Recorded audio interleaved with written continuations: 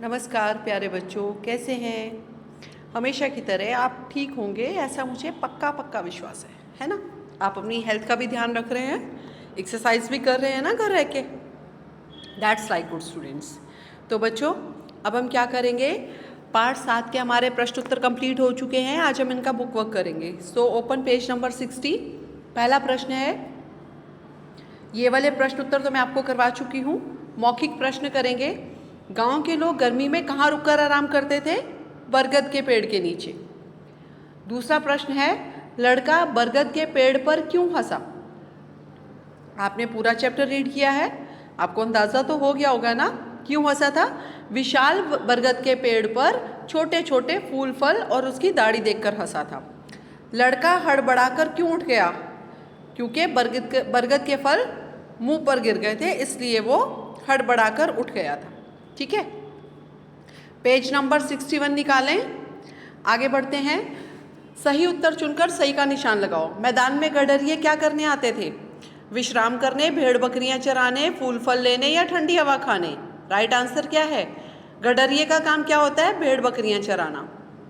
दूसरा है, पेड़ हमें धूप और ताप से कैसे बचाता है? छाया देकर, हवा देकर, फूल देकर, मीठे फल देकर। धूप से, गर्मी से हम कैसे बचते हैं? जब पेड़ हमें छाया देते हैं।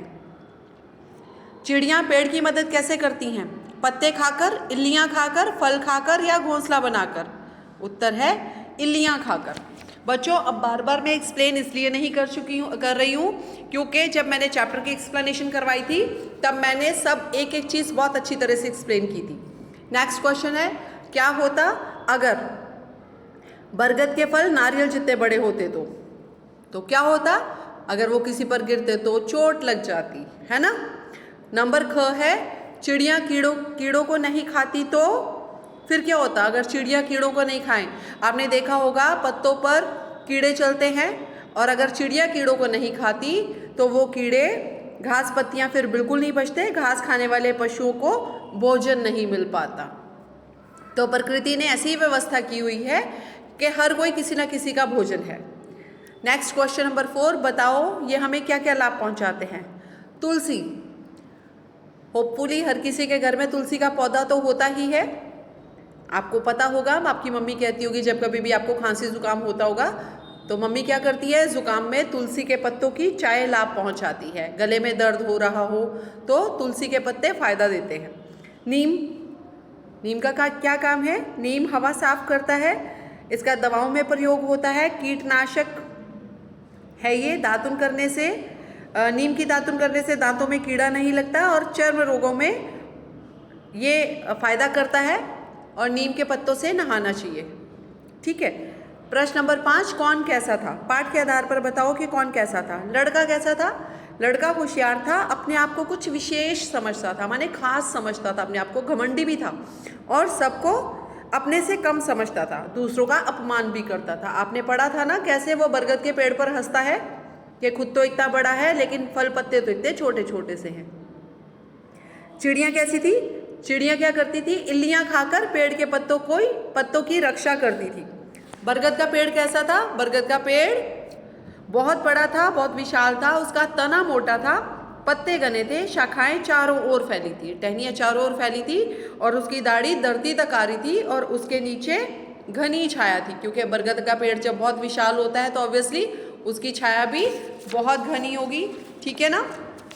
नेक्स्ट है, पहले जानवर, पेड़ और मनुष्य आपस में बातचीत कर सकते थे। बताओ आप इनसे क्या बातचीत करोगे? इन सबसे बातचीत करने के लिए 3-3 प्रश्न बनाओ, बहुत इंटरेस्टिंग है। सपोज अगर आप पेड़ से, फूलों से, हवा से बात करना चाहो तो आप उनके लिए क्या 3-3 प्रश्न बनाओगे? ये बच्चों आपका रचनात्मक कार्य भी है, यहाँ पर इंटरेस्टिंग है, आप अपनी इमेजिनेशन से कुछ भी लिख सकते हैं। क्वेश्चन नंबर 2 है, हम अपने आसपास की चीज़ों को देखकर बहुत कुछ सीखते हैं। बताओ आप इनसे क्या सीख सकते हो? सूरज, पहली बात तो ये है बेटा, ये जितने भी चीज़ें हैं यहाँ पर, ये प्रकृति हमें ये जो है सूरज, फूल, नदी, पेड़, ये प्रकृति के माध्यम से हमें बहुत कुछ दे रहे हैं। आप इनसे क्या क्या सीखते हो? सूरज हमें हमेशा धूप ताप गर्मी देता है, फूल हमें महकाते हैं, नदियाँ अपने जल से हमारे जीवन की रक्षा करती है, पेड़ हमें ऑक्सीजन देते हैं, तो हम बहुत कुछ सीखते हैं। इनके पीछे कोई ना कोई हिडन भावना है, वो क्या है और किसी और से, तो ये आप बता सकते हैं कि आप इन सब से क्या क्या सीखते हैं। इन वाक्यों से संज्ञा, विशेषण और क्रिया शब्द छांटो। देखो ये वाक्य हैं, छोटे छोटे फलों को देखो। अब इनमें से हमने छांटनी है संज्ञा, विशेषण और क्रिया। संज्ञा आपको जैसे पहले भी बहुत बार बताया है कि किसी का भी नाम संज्ञा होता है। विशेषण क्या है? जो संज्ञा के बारे में उसकी विशेषता बताता है, संज्ञा या सर्वनाम की विशेषता बताता है, उसकी खासियत बताता है। क्रिया क्या है? काम के करने को क्रिया कहते हैं। अब देखो छोटे छोटे फलों को देखो। अब इसमें नाम क्या है? फल, तो फल संज्ञा हो गई। विशेषता क्या है? खास बात क्या है कि वो छोटे छोटे हैं, है ना। और क्रिया क्या हो गई? देखो कोई काम हो रहा है, क्या कर रहे हैं? देख रहे हैं, तो देखना क्या हो गई? क्रिया। नेक्स्ट है विशाल वृक्ष हंसने लगा। अब यहाँ पर देखो किसके बारे में बात हो रही है? वृक्ष के बारे में। वृक्ष नाम है ना, तो वृक्ष संज्ञा हो गई। विशेषता क्या है कि वो बहुत विशाल था, बहुत बड़ा था। और हंसना क्या हो गई? क्रिया। नेक्स्ट है इल्लियाँ हरे पत्ते खाती हैं। इल्लियाँ किसी का नाम हो गया तो संज्ञा हो गई। हरे पत्ते क्या हो गया? विशेषण, विशेषता हो गई। और आप ऐसे पत्ते जो हैं, पत्ते भी यहाँ पर संज्ञा है, पत्ते भी संज्ञा है। और हरा क्या हो गई? उसका विशेषण। और क्रिया क्या हो गई? खाना, खाती हैं। शीतल हवा बह रही है, हवा संज्ञा हो गई। खास बात क्या है? उसका विशेषण क्या है? शीतलता। और बह रही थी, ये क्या हो गई? क्रिया। आपको यहाँ पर ये ध्यान देना है बच्चों कि इल्लियाँ और पत्ते ये दोनों संज्ञा है।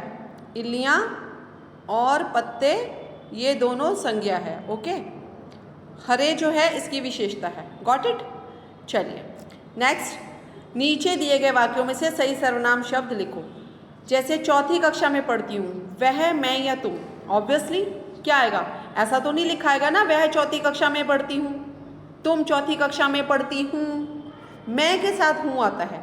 तो ये आपको ध्यान से यहाँ पर आपको सर्वनाम भरने हैं। सर्वनाम जो संज्ञा की जगह पर प्रयोग किए जाते हैं। संज्ञा मतलब किसी का भी नाम।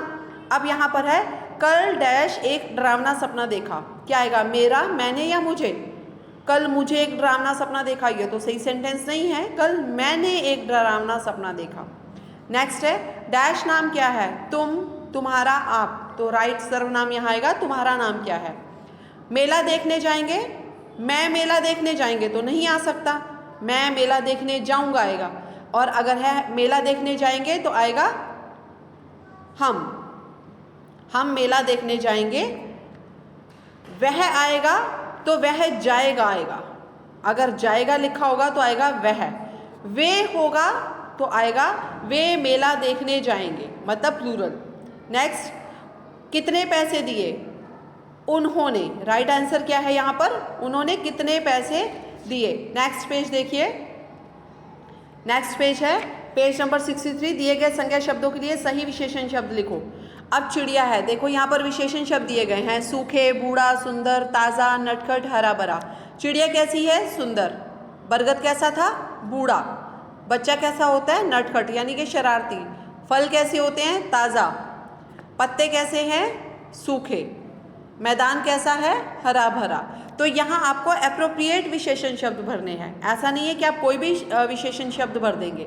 ओके, नेक्स्ट है, नेक्स्ट आते हैं सही शब्द से वाक्य पूरे करो। को, पर, ने, में, से। बच्चों डैश झूला झूला। यहाँ पर आएगा बच्चों ने झूला झूला।